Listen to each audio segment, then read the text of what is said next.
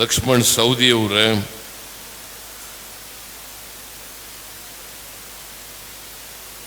AICC ಸೆಕ್ರೆಟರಿಗಳಾದಂಥ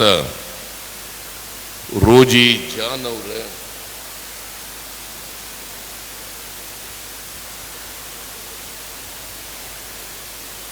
ಶಾಸಕರಾದಂಥ BK Sangamesh ಅವರೇ, ಬೆಳಗಾವಿ ಜಿಲ್ಲಾ ಕಾಂಗ್ರೆಸ್ಸಿನ ಅಧ್ಯಕ್ಷರಾದಂಥ ವಿನಯ್ ನವಲಗಟ್ಟಿ ಅವರೇ, ಗೋಕಾಕ್ನ ನಮ್ಮ ಪಕ್ಷದ ಅಭ್ಯರ್ಥಿಯಾಗಿದ್ದಂಥ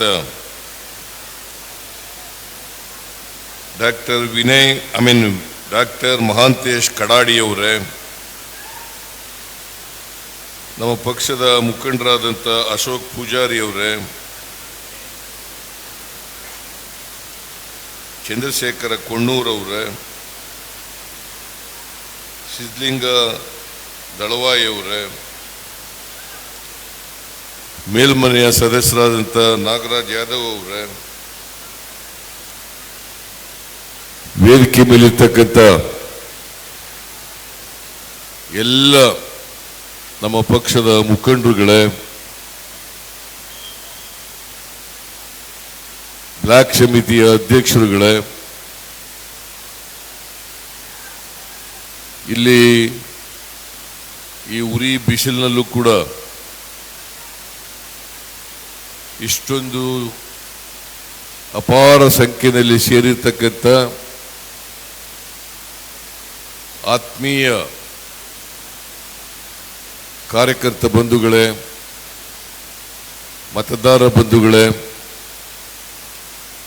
ಯುವಕ ಮಿತ್ರರೇ, ತಾಯಂದಿರೇ, ಮಾಧ್ಯಮದ ಗೆಳೆಯರೇ, ಕ್ಷಮಿಸಬೇಕು, ನಾನು ತಡವಾಗಿ ಬಂದೆ. ನಾನು ಬಂದಾಗ ಹೇಳಿದ್ರು ಕಾದು ಕಾದು ಸುಮಾರು 7-8 ಸಾವಿರ ಜನ ಈ ಬಿಸಿಲ ದಗಿಯನ್ನು ತಾಳಲಾರ್ದೇನೆ ಮನೆಗೆ ಹೋದ್ರು ಅಂತಕ್ಕಂಥ ಮಾತುಗಳನ್ನು ಹೇಳಿದ್ದಾರೆ.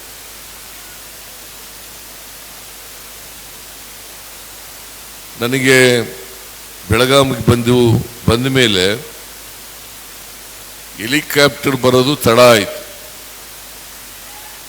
ಹಾಗಾಗಿ ಇಲ್ಲಿಗೆ ಬರೋದು ಕೂಡ ತಡ ಆಯಿತು. ಹಾಗಾಗಿ ನಾನು ನಿಮ್ಮ ಕ್ಷಮೆಯನ್ನ ಯಾಚನೆ ಮಾಡಿ 7ನೇ ತಾರೀಕು ನಡೀತಕ್ಕಂಥ ಬೆಳಗಾವಿ ಲೋಕಸಭಾ ಚುನಾವಣೆ ಬಗ್ಗೆ ಕೆಲವು ವಿಚಾರಗಳನ್ನು ಪ್ರಸ್ತಾಪ ಮಾಡಲಿಕ್ಕೆ ಬಯಸ್ತಾ ಇದ್ದೇನೆ. ಈಗಾಗಲೇ ಮಾತನಾಡಿದಂಥ ನಮ್ಮ ಮುಖಂಡರುಗಳು ಅನೇಕ ವಿಚಾರಗಳನ್ನು ಪ್ರಸ್ತಾಪ ಮಾಡಿದ್ದಾರೆ. ನಿಮಗೂ ಕೂಡ ಇವತ್ತಿನ ಲೋಕಸಭಾ ಚುನಾವಣೆಯ ಬಗ್ಗೆ ಅದು ಎಷ್ಟರ ಮಟ್ಟಿಗೆ ಮಹತ್ವದ್ದು ಅಂತಕ್ಕಂಥದ್ದು ಗೊತ್ತಾಗಿದೆ. ಯಾಕಂದ್ರೆ ಈ ಚುನಾವಣೆಯ ಮೂಲಕ ನೀವು ಕೊಡ್ತಕ್ಕಂಥ ತೀರ್ಪು ಈ ದೇಶದ ಭವಿಷ್ಯವನ್ನು ರೂಪಿಸ್ತಕ್ಕಂಥ ತೀರ್ಪು. ಮುಂದಿನ 5 ವರ್ಷದವರೆಗೆ ಯಾವ ಪಕ್ಷ ಅಧಿಕಾರದಲ್ಲಿದ್ದರೆ ಈ ದೇಶದ ರೈತರ, ಬಡವರ, ದಲಿತರ, ಹಿಂದುಳಿದವರ, ಅಲ್ಪಸಂಖ್ಯಾತರ, ಮಹಿಳೆಯರ ಅಭಿವೃದ್ಧಿ ಆಗ್ತದೆ ಅಂತಕ್ಕಂಥದನ್ನ ವಿಚಾರ ಮಾಡಿಕೊಂಡು ದೇಶದ ಸರ್ವತೋಮುಖ ಅಭಿವೃದ್ಧಿ ಆಗಬೇಕಾದ್ರೆ ಯಾವ ಪಕ್ಷ ಅಧಿಕಾರದಲ್ಲಿ ಇರಬೇಕು ಅಂತಕ್ಕಂಥದ್ದನ್ನು ಕೂಡ ತಾವು ತೀರ್ಮಾನವನ್ನು ಮಾಡಬೇಕಾಗ್ತದೆ.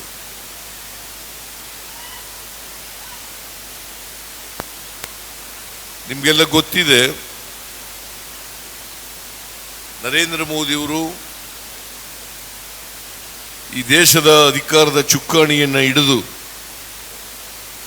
10 ವರ್ಷಗಳಾಯಿತು. 10 ವರ್ಷಗಳು. ಈ 10 ವರ್ಷಗಳಲ್ಲಿ ನರೇಂದ್ರ ಮೋದಿಯವರು ದೇಶದ ಭವಿಷ್ಯವನ್ನ ಬದಲಾವಣೆ ಮಾಡಲಿಕ್ಕೆ ಏನಾದ್ರು ಪ್ರಯತ್ನವನ್ನ ಮಾಡಿದರ? ಹೋಗ್ಲಿ, ನುಡಿದಂತೆ ನಡೆದಿದ್ದಾರಾ? ಅವರು 2014ರಲ್ಲಿ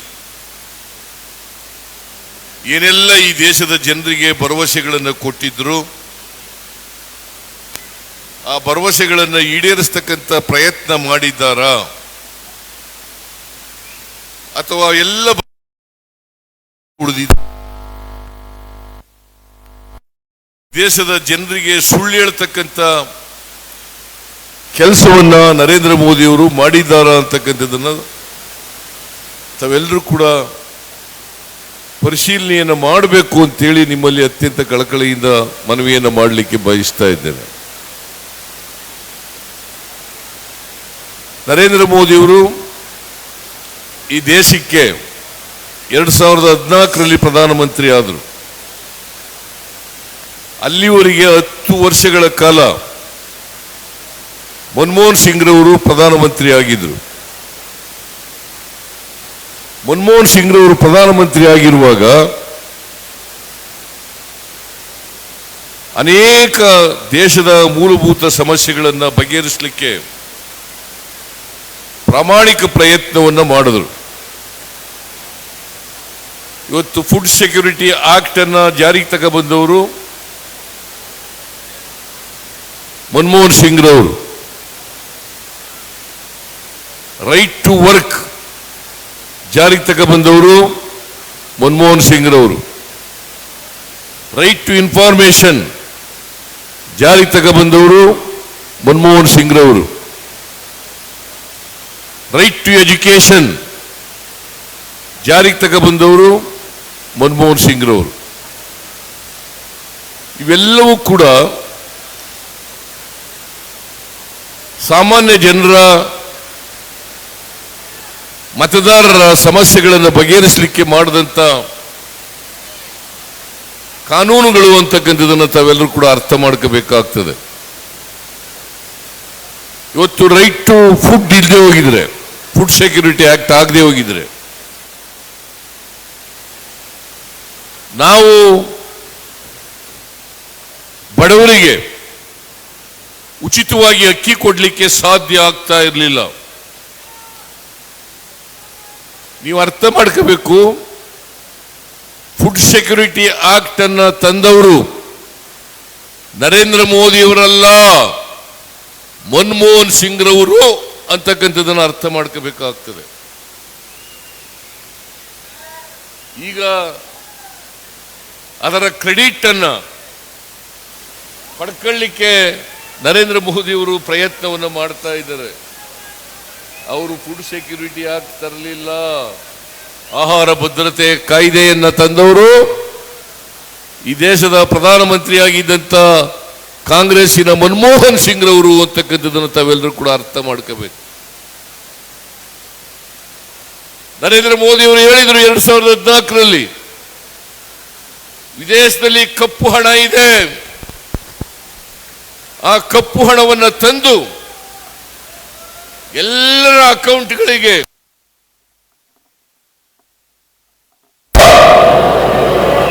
ಅವರ ಅಕೌಂಟ್ಗೆ ಜಮಾ ಮಾಡ್ತೀನಿ ಅಂತ ಹೇಳಿದ್ರು.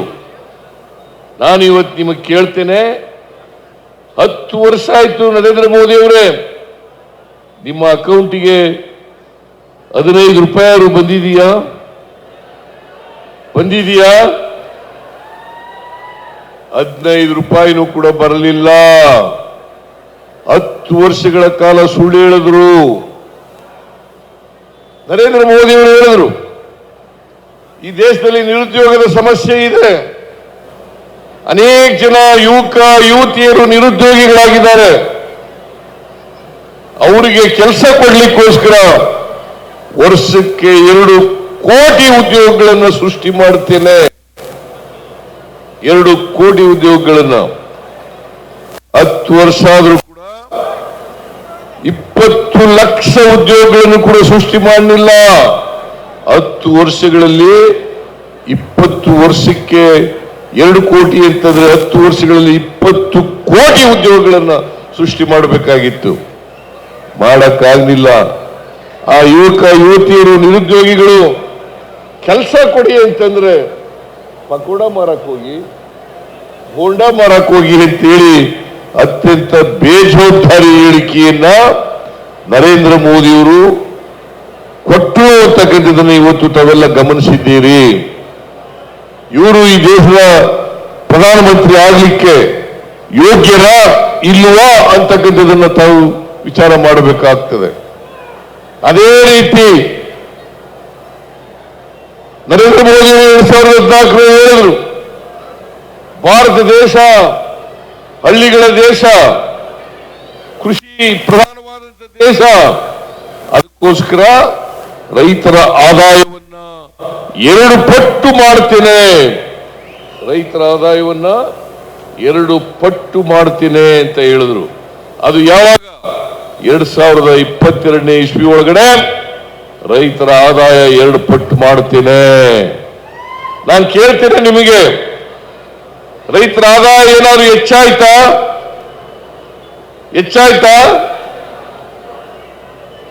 ಅದ್ರ ಬದಲು ವ್ಯವಸಾಯಕ್ಕೆ ಖರ್ಚು ಮಾಡತಕ್ಕಂಥ ರೈತರ ಖರ್ಚು 2 ಪಟ್ಟು 3 ಪಟ್ಟು ಆಯ್ತು ಹೊರತು ರೈತರ ಆದಾಯ ಹೆಚ್ಚಾಗಲಿಲ್ಲ. ಇದು 3ನೇ ಸುಳ್ಳು. 4ನೇ ಸುಳ್ಳು, ಈ ದೇಶದ ಸಾಮಾನ್ಯ ಜನರಿಗೆ ಹೇಳಿದರು, ಹಣದುಬ್ಬರವನ್ನು ಕಡಿಮೆ ಮಾಡ್ತೀನಿ, ಅಗತ್ಯ ವಸ್ತುಗಳ ಬೆಲೆಗಳನ್ನೆಲ್ಲ ಕಡಿಮೆ ಮಾಡ್ತೀನಿ, ಅಚ್ಚೇ ದಿನ ಹೆಂಗ ಅಂತ ಹೇಳಿದ್ರು. ಒಳ್ಳೆಯ ದಿನ ಬರ್ತದೆ ಬಿಜೆಪಿ ಅಧಿಕಾರಕ್ಕೆ ಬಂದರೆ, ನಾನು ಪ್ರಧಾನಮಂತ್ರಿ ಆದರೆ ಪೆಟ್ರೋಲ್, ಡೀಸೆಲ್, ಗ್ಯಾಸ್, ಅಡಿಗೆ ಎಣ್ಣೆ, ಗೊಬ್ಬರ, ರಾಗಿ, ಜೋಳ, ಅಕ್ಕಿ ಎಲ್ಲ ಬೆಲೆಗಳನ್ನು ಕೂಡ ಕಡಿಮೆ ಮಾಡಿಬಿಡ್ತೀನಿ ಅಂತ ಹೇಳಿದ್ರು. ಕಡಿಮೆ ಆಯ್ತಾ? ಕಡಿಮೆ ಆಯ್ತೇನ್ರಿ? ಕಡಿಮೆ ಆಗ್ಲಿಲ್ಲ. ನಿಮಗೆ ತಿಳಿಸ್ಬೇಕು ಅನ್ನೋದಾದ್ರೆ 2014ರಲ್ಲಿ 1 ಲೀಟರ್ ಡೀಸೆಲ್ ಬೆಲೆ 48 ರೂಪಾಯಿ, ಇವತ್ತು 95 ರೂಪಾಯಿ. 1 ಲೀಟರ್ ಪೆಟ್ರೋಲ್ ಬೆಲೆ 70 ರೂಪಾಯಿ, ಇವತ್ತು 105 ರೂಪಾಯಿ. 1 ಗ್ಯಾಸ್ ಸಿಲಿಂಡರ್ ಬೆಲೆ 2014ರಲ್ಲಿ 414 ರೂಪಾಯಿ ಇತ್ತು, ಇವತ್ತು 950 ರೂಪಾಯಿ. ಇಷ್ಟೆಲ್ಲ ಬೆಲೆ ಏರಿಕೆ ಆಯ್ತಲ್ಲ, ಇದಕ್ಕೆ ಯಾರು ಕಾರಣ? ಯಾರ್ರೀ ಕಾರಣ? ಮಿಸ್ಟರ್ ನರೇಂದ್ರ ಮೋದಿ ಕಾರಣ. ಇದರ ಬಗ್ಗೆ ಮಾತಾಡಲ್ಲ, ನಿರುದ್ಯೋಗದ ಬಗ್ಗೆ ಮಾತಾಡಲ್ಲ, ಬೆಲೆ ಏರಿಕೆ ಬಗ್ಗೆ ಮಾತಾಡಲ್ಲ, ಹಣದುಬ್ಬರದ ಬಗ್ಗೆ ಮಾತಾಡಲ್ಲ, ಪೆಟ್ರೋಲ್, ಡೀಸೆಲ್, ಗ್ಯಾಸ್ ಬೆಲೆ ಜಾಸ್ತಿ ಆಯ್ತು ಅನ್ನೋದ್ರ ಬಗ್ಗೆ ಮಾತಾಡಲ್ಲ. ಅವರು ಮಾತಾಡೋದು ಏನಿದ್ರು ಕೂಡ ಭಾವನಾತ್ಮಕವಾದಂಥ ವಿಚಾರಗಳನ್ನ ಮಾತಾಡ್ತಾರೆ. 2014ರಲ್ಲಿ ಈ ದೇಶದ ಜನರ ಮುಂದೆ ಸುಳ್ಳುಗಳನ್ನ ಹೇಳಿ ಭ್ರಮೆಯನ್ನ ಹುಟ್ಟಿಸಿ ಅಧಿಕಾರಕ್ಕೆ ಬಂದರು. ಯಾವುದು ಕೊಟ್ಟ ಮಾತುಗಳನ್ನು ಈಡೇರಿಸಲಿಕ್ಕೆ ಸಾಧ್ಯ ಆಗಲಿಲ್ಲ. ಅದೇ ರೀತಿ 2019ರಲ್ಲಿ 370 ಆರ್ಟಿಕಲ್ 370 ರದ್ದು ಮಾಡಿದ್ದೀವಿ. ಪುಲ್ವಾಮಾ ವಿಚಾರವನ್ನ ಪ್ರಸ್ತಾಪ ಮಾಡಿದ್ರು. ಜನ ಇವರನ್ನ ಮಾತುಗಳನ್ನು ನಂಬಿಕೊಂಡು ಓಟ್ ಕೊಟ್ಟರು. ಈ ಸಾರಿ ಬರೀ ಸುಳ್ಳುಗಳನ್ನು ಹೇಳ್ತಾ ಇದ್ದಾರೆ. ಜನ ಇವ್ರ ಮಾತುಗಳನ್ನು ನಂಬಲ್ಲ. ಅದಕ್ಕಾಗಿ ಈಗಾಗಲೇ ನರೇಂದ್ರ ಮೋದಿಯವರು ಹತಾಶರಾಗಿದ್ದಾರೆ. ನಾವು ಮತ್ತೆ ಅಧಿಕಾರಕ್ಕೆ ಬರಲ್ಲ ಅಂತಕ್ಕಂಥದ್ದು ಗೊತ್ತಾಗಿದೆ ಬಿಜೆಪಿ ಅವರಿಗೆ, ನರೇಂದ್ರ ಮೋದಿ ಅವರಿಗೆ. ಯಾಕಂತಂದ್ರೆ ಆಕ್ಸಿಸ್ ಮೈ ಇಂಡಿಯಾ ಅಂತಕ್ಕಂಥವ್ರು ಸರ್ವೆ ಮಾಡಿದ್ರು. ಆ ಸರ್ವೆನಲ್ಲಿ ಇವರಿಗೆ ಬರೀ 210 ಸೀಟ್ ಮಾತ್ರ ಬಂದಿತ್ತು. 210 ಸೀಟು. ಆ 210 ಸೀಟ್ ಬಂದಿದೆ ಅಂತ ಗೊತ್ತಾದಾಗ, ಬಿಜೆಪಿ ಅಧಿಕಾರಕ್ಕೆ ಬರೋಲ್ಲ ಅಂತ ಗೊತ್ತಾದಾಗ ತಕ್ಷಣ ಅದನ್ನ ಡಿಲೀಟ್ ಮಾಡಿಸ್ಬಿಟ್ರು. ನಾನು ಹೇಳ್ತೀನಿ, ನರೇಂದ್ರ ಮೋದಿಯವರ ಪಕ್ಷ ಬಿಜೆಪಿ ಈ ಸಾರಿ ಅಧಿಕಾರಕ್ಕೆ ಬರೋಕ್ಕೆ ಸಾಧ್ಯನೇ ಇಲ್ಲ.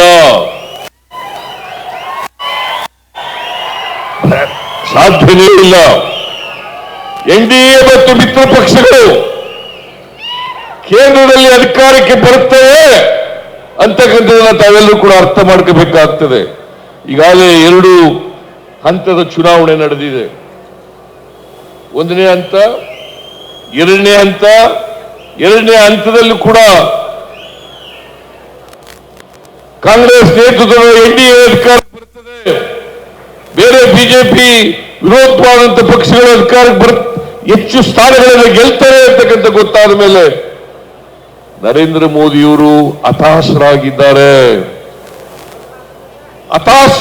ಹತಾಶರಾಗಿ ಬಾಯಿ ಬಂದಾಗೆಲ್ಲ ಸುಳ್ಳು ಹೇಳಲಿಕ್ಕೆ ಪ್ರಾರಂಭ ಮಾಡಿದ್ದಾರೆ. ನರೇಂದ್ರ ಮೋದಿಜಿ, ನೀವು ಸುಳ್ಳು ಹೇಳಿದ್ರೆ ಎಷ್ಟು ವರ್ಷ ಜನರನ್ನ ದಾರಿ ತಪ್ಪಿಸಲಿಕ್ಕೆ ಸಾಧ್ಯ ಆಗ್ತದೆ. ನಿಮ್ಮ ಸುಳ್ಳನ್ನ ಯಾರು ಕೂಡ ಈ ಸಾರಿ ನಂಬಲ್ಲ. ಅವರು ಹೇಳ್ತಾರೆ ಒಂದು ಮಹಾ ಸುಳ್ಳು ಏನಪ್ಪಾ ಅಂತಂದ್ರೆ, ಹಿಂದುಳಿದವರು ದಲಿತರ ಮೀಸಲಾತಿಯನ್ನ ಕಿತ್ತು ಮುಸಲ್ಮಾನರಿಗೆ ಕೊಟ್ಬಿಡ್ತಾರೆ ಅಂತಕ್ಕಂಥ ಮಾತುಗಳನ್ನು ಹೇಳ್ತಾರೆ. ಇದು ಅತ್ಯಂತ ಹಸಿ ಸುಳ್ಳು. ಕಾಂಗ್ರೆಸ್ ಪಕ್ಷ ಯಾವತ್ತೂ ಕೂಡ ಮೀಸಲಾತಿ ಪರವಾಗಿದೆಯೇ ಹೊರತು, ಸಾಮಾಜಿಕ ನ್ಯಾಯದ ಪರವಾಗಿದೆಯೇ ಹೊರತು, ಸಂವಿಧಾನಕ್ಕೆ ಬದ್ಧವಾಗಿ ಕೆಲಸ ಮಾಡ್ತದೆ ಹೊರತು ಸಂವಿಧಾನಕ್ಕೆ ವಿರುದ್ಧವಾಗಿ ಯಾವತ್ತೂ ಕೂಡ ಕೆಲಸ ಮಾಡಲ್ಲ. ನರೇಂದ್ರ ಮೋದಿ ಅವರು ಅರ್ಥ ಮಾಡ್ಕೋಬೇಕು. ಆರ್ಟಿಕಲ್ 15 and 16 ಏನು ಹೇಳ್ತದೆ ಅಂತ ತಿಳ್ಕೋಬೇಕು. ಆರ್ಟಿಕಲ್ 15 ಮತ್ತು 16 ಏನು ಹೇಳ್ತದೆ ಅಂತಂದ್ರೆ, ಈ ದೇಶದಲ್ಲಿ 140 ಕೋಟಿ ಜನಸಂಖ್ಯೆ ಇರ್ತಕ್ಕಂಥ ಈ ದೇಶದಲ್ಲಿ ಯಾರಾದರೂ ಸಾಮಾಜಿಕವಾಗಿ, ಶೈಕ್ಷಣಿಕವಾಗಿ ಹಿಂದುಳಿದವರಿದ್ದಾರೆ, ಅವರೆಲ್ಲರೂ ಕೂಡ ಮೀಸಲಾತಿಗೆ ಅರ್ಹರು. ಅದರಲ್ಲಿ ಹಿಂದೂಗಳು ಇರ್ಬೋದು, ಮುಸಲ್ಮಾನರು ಇರ್ಬೋದು, ಕ್ರಿಶ್ಚಿಯನ್ರು ಇರ್ಬೋದು, ಬೌದ್ಧರು ಇರ್ಬೋದು, ಸಿಖ್ರು ಇರ್ಬೋದು, ಮತ್ತೆ ಜೈನರು ಕೂಡ ಇರ್ಬೋದು. ಯಾರೇ ಸಾಮಾಜಿಕವಾಗಿ, ಶೈಕ್ಷಣಿಕವಾಗಿ ಹಿಂದುಳಿದಿದ್ದಾರೆ ಅವರೆಲ್ಲರೂ ಕೂಡ ಮೀಸಲಾತಿಗೆ ಅರ್ಹರು. ನೋಡಿ, ಸಂವಿಧಾನಕ್ಕೆ ವಿರುದ್ಧವಾಗಿಯೇ ನರೇಂದ್ರ ಮೋದಿ ಅವರು ಚುನಾವಣೆಗೋಸ್ಕರ, ವೋಟ್ಗೋಸ್ಕರ ಅತ್ಯಂತ ನೀಚ ಕೆಲಸವನ್ನ ಈ ಚುನಾವಣೆಯಲ್ಲಿ ಮಾಡ್ತಾ ಇದ್ದಾರೆ. ಇದೇ ರೀತಿ ಅನೇಕ ಸುಳ್ಳುಗಳನ್ನು ಹೇಳ್ತಾ ಇದ್ದಾರೆ. ಕರ್ನಾಟಕದ ಬಗ್ಗೆ ಅಧಿಕಾರಿಗಳಿಗೆ ಸಂಬಳ ಕೊಡಕ್ಕೆ ದುಡ್ಡಿಲ್ಲ. ಅಧಿಕಾರಿಗಳಿಗೆ ಸಂಬಳ ಕೊಡಕ್ಕೆ ದುಡ್ಡಿಲ್ಲ. ಅಷ್ಟರ ಮಟ್ಟಿಗೆ ಖಜಾನೆ ಖಾಲಿಯಾಗ್ಬಿಟ್ಟಿದೆ. ಇದು ಹಸಿ ಸುಳ್ಳು, ಶುದ್ಧ ಸುಳ್ಳು. ಯಾರಾದರೂ ಸರ್ಕಾರಿ ನೌಕರರು ಸಂಬಳ ಕೊಟ್ಟಿಲ್ಲ ಅಂತ ಹೇಳಿದಾರ? ನಾವು ಯಾರಿಗೂ ಕೂಡ ನಾವು ಅಧಿಕಾರಕ್ಕೆ ಬಂದ ಮೇಲೆ ಒಬ್ಬ ಸರ್ಕಾರಿ ನೌಕರನಿಗೂ ಕೂಡ ಸಂಬಳ ಕೊಡೋದನ್ನು ನಿಲ್ಲಿಸಿಲ್ಲ. ಅಭಿವೃದ್ಧಿ ಕೆಲಸಗಳನ್ನು ಕೂಡ ನಿಲ್ಲಿಸಿಲ್ಲ. ಜೊತೆಗೆ ಎಲ್ಲ ಗ್ಯಾರಂಟಿಗಳನ್ನು ಕೂಡ ಜಾರಿ ಮಾಡಿದೀವೋ ಇಲ್ಲ? ಏನ್ರಿ ನೀವು ಸುಮ್ಮನೆ ಕೂತಿದ್ದೀರಲ್ರಿ? ಮಾಡಿದೀವೋ ಇಲ್ಲ? ಮಾಡಿದೀವೋ ಇಲ್ಲ? ಮಾಡಿದೀವೋ ಇಲ್ಲ? 5 ಗ್ಯಾರಂಟಿಗಳನ್ನು ಕೂಡ ಈ ವರ್ಷ ಅಂದ್ರೆ 23-24ರಲ್ಲಿ ಆ ಗ್ಯಾರಂಟಿ ಯೋಜನೆಗಳಿಗೆ 36,000 ಕೋಟಿ ರೂಪಾಯಿ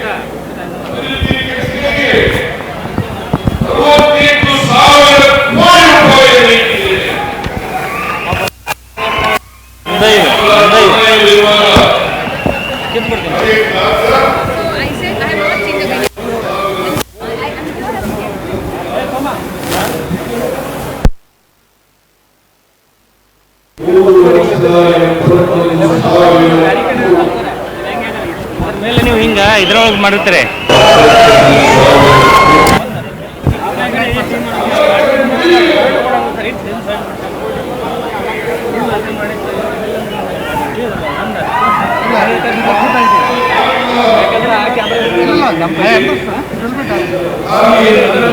ಪ್ರೇಮ್ ಬರ್ಬೇಕು ಅನ್ನೋದು ನಮಗೆ ಆಸೆ ಇರುತ್ತೆ.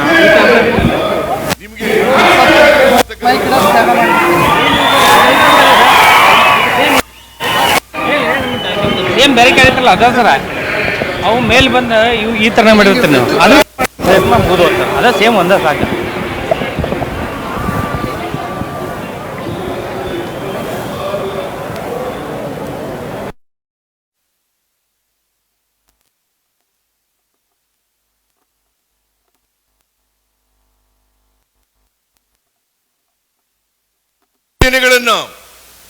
ನಾನು DK ಶಿವಕುಮಾರ್ ಇಬ್ರು ಕೂಡ ಸೈನ್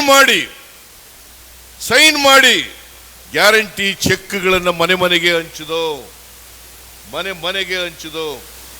ಇವತ್ತು ನಾವು ಅಧಿಕಾರಕ್ಕೆ ಬಂದ 8 ತಿಂಗಳಲ್ಲಿ 5 ಗ್ಯಾರಂಟಿಗಳನ್ನು ಜಾರಿ ಮಾಡಿದ್ದೇವೆ. ಮಾಡಿದೀವೋ ಇಲ್ಲ? 5 ಗ್ಯಾರಂಟಿಗಳನ್ನ ಇವತ್ತು ಇಲ್ಲಿ ಹೆಣ್ಮಕ್ಳು ಹೇಳ್ಬೇಕು, ನೀವೆಲ್ಲ ಫ್ರೀಯಾಗಿ ಬಸ್ನಲ್ಲಿ ಓಡಾಡ್ತಾ ಇದ್ದೀರಲ್ಲ? ಓಡಾಡ್ತಾ ಇದ್ದೀರೋ ಇಲ್ಲ? ಓಡಾಡ್ತಾ ಇದ್ದೀರಿ. ನಿಮಗೆ 5 kg ಅಕ್ಕಿಗೆ ಬದಲು 170 ರೂಪಾಯಿ ಒಬ್ಬರಿಗೆ ಬರ್ತಾ ಇದೆ ಇಲ್ಲ?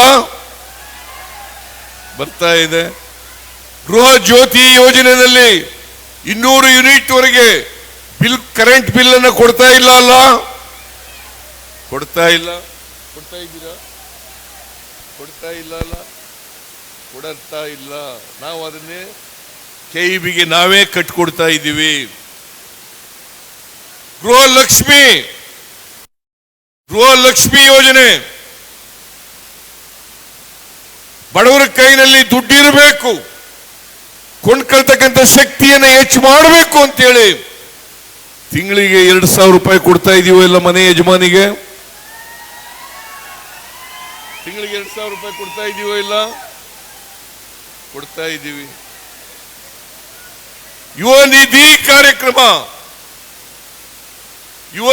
ಕಾರ್ಯಕ್ರಮ ಇದನ್ನ ವಿವೇಕಾನಂದರ ಜನ್ಮದಿನದಂದು ಆಚರಣೆಯನ್ನ ಅದನ್ನ ಜಾರಿಗೆ ತಗೊಳ್ಬೇಕಂತ ಇವತ್ತು ಯಾರು 22-23ರಲ್ಲಿ ಪಾಸಾಗಿ ಕೆಲಸ ಸಿಕ್ಕಿರಲ್ಲ ಅಂತ ನಿರುದ್ಯೋಗ ಪದವೀಧರರಿಗೆ ತಿಂಗಳಿಗೆ 3,000 ರೂಪಾಯಿ, ಡಿಪ್ಲೊಮಾ ಹೋಲ್ಡರ್ಸ್ಗೆ 1,500 ರೂಪಾಯಿ, ನರೇಂದ್ರ ಮೋದಿಜಿ, ನೀವು 2 ಕೋಟಿ ಉದ್ಯೋಗ ಸೃಷ್ಟಿ ಮಾಡ್ತೀವಿ ಅಂದ್ರೆಲ್ಲ ಮಾಡಿದ್ರ ಮಾಡಲಿಲ್ಲ. ಪಾಪ ಇವು ಮೋದಿ ನಂಬ್ಕೊಂಡು ಮೋದಿ ಮೋದಿ ಮೋದಿ ಅಂತ ಅವ್ರಿಗೆಲ್ಲ ತೃಪ್ತಿ ತಿಮ್ಮಪ್ಪನ 3 ನಾಮ ಹಾಕ್ಬಿಟ್ರು. ಕೆಲಸ ಕೇಳಿದ್ರೆ ಪಕೋಡ ಮಾರಕ್ ಹೋಗಿ ಅಂತಂದ್ರು. ಇದು ನರೇಂದ್ರ ಮೋದಿ ಮಾಡದಂತ ಯುವಕರಿಗೆ ದ್ರೋಹ ಅಂತಕ್ಕಂಥ ಮಾತುಗಳನ್ನು ಹೇಳಲಿಕ್ಕೆ ಬಯಸ್ತಾ ಇದ್ದೇನೆ. ಇದು ದ್ರೋಹ. ಇವತ್ತು ನಾವು ಗ್ಯಾರಂಟಿ ಯೋಜನೆಗಳನ್ನು ಜಾರಿ ಮಾಡಿದ ಮೇಲೆ, ತೆಲಂಗಾಣದಲ್ಲಿ ಗ್ಯಾರಂಟಿ ಯೋಜನೆಗಳನ್ನು ಜಾರಿ ಮಾಡಿದ ಮೇಲೆ ಜನರಿಗೆ ಕಾಂಗ್ರೆಸ್ ಪಕ್ಷದ ಬಗ್ಗೆ ನಂಬಿಕೆ ಬಂದಿದೆ, ವಿಶ್ವಾಸ ಬಂದಿದೆ. ಹಾಗಾಗಿ ಅಖಿಲ ಭಾರತ ಕಾಂಗ್ರೆಸ್ ಪಕ್ಷ ಶ್ರೀ ಮಲ್ಲಿಕಾರ್ಜುನ ಖರ್ಗೆ ಅವರು, ಶ್ರೀ ರಾಹುಲ್ ಗಾಂಧಿ ಅವರು 25 ಗ್ಯಾರಂಟಿಗಳನ್ನು ಘೋಷಣೆ ಮಾಡಿದ್ದಾರೆ. 25 ಗ್ಯಾರಂಟಿಗಳನ್ನು ಘೋಷಣೆ ಮಾಡಿದ್ದಾರೆ. 5 ಗ್ಯಾರಂಟಿ ಯೋಜನೆಗಳಿಗೆ ಮಲ್ಲಿಕಾರ್ಜುನ ಖರ್ಗೆ ಅವರು, ರಾಹುಲ್ ಗಾಂಧಿ ಅವರು ಸೈನ್ ಮಾಡಿ ಆ ಗ್ಯಾರಂಟಿ ಕಾರ್ಡ್ಗಳನ್ನು ಎಲ್ರಿಗೂ ಹಂಚಿದ್ದಾರೆ. ನಾವು ಗೃಹಲಕ್ಷ್ಮಿ ಯೋಜನೆ ಅಂತ ಮಾಡಿದ್ರೆ ಅವರು ಮಹಾಲಕ್ಷ್ಮಿ ಅಂತ ಕರೆದಿದ್ದಾರೆ. ಮಹಾಲಕ್ಷ್ಮಿ. ಬಡವರಿಗೆ, ಒಂದು ಬಡ ಕುಟುಂಬದ ಮಹಿಳೆಗೆ 1 ವರ್ಷಕ್ಕೆ 1 ಲಕ್ಷ ರೂಪಾಯಿ. 1 ಲಕ್ಷ ರೂಪಾಯಿ. ನಿರುದ್ಯೋಗಿ ಯುವಕನಿಗೆ 1 ಲಕ್ಷ ರೂಪಾಯಿ. ಹೆಚ್ಚಿನ ವಿಡಿಯೋಗಳಿಗೆ ಪ್ರತಿಧ್ವನಿ ಯೂಟ್ಯೂಬ್ ಚಾನೆಲ್ ಸಬ್ಸ್ಕ್ರೈಬ್ ಮಾಡಿ, ಬೆಲ್ ಐಕಾನ್ ಕ್ಲಿಕ್ ಮಾಡಿ.